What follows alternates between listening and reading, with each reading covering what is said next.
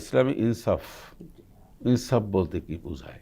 ইনসাফ আরবি শব্দ, এর এর অর্থ হলো ইয়াতাউল হক। ইনসাফের অর্থ হলো মানুষের অধিকার এবং তার হক যেটি রয়েছে সেটি তাকে যথাযথভাবে তার কাছে পৌঁছে দেওয়া। বাংলায় যদি আমরা বলতে চাই ইনসাফের মানে কি, এর মানে হলো পক্ষপাতিত্ব না করা, পক্ষপাতিত্ব না করে প্রত্যেকের হক তার কাছে পৌঁছে দেওয়া। আর আপনি যেটি বলেছেন যে ইনসাফের গণ্ডি কতটুকু, এটা কি শুধু ব্যক্তি জীবনের উপরে নির্ভরশীল, না এটা প্রসারিত, বিস্তৃত?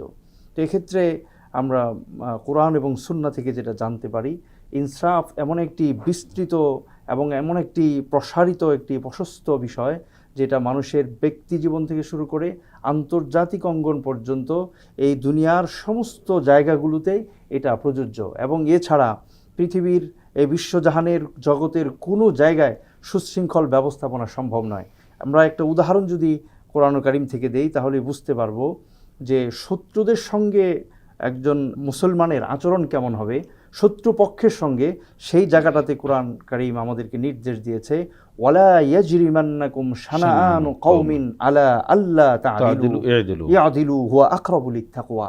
কোনো সম্প্রদায়ের সঙ্গে তোমাদের বিদ্বেষ বা শত্রুতা রয়েছে কোনো কারণে, এই শত্রুতার কারণে তোমরা যেন ইনসাফকে পরিহার না করো, সেখানেও তোমরা আদল এবং ইনসাফ, ন্যায় যেটা, সত্য যেটা, সেটাকেই তোমরা আচরণ করবে।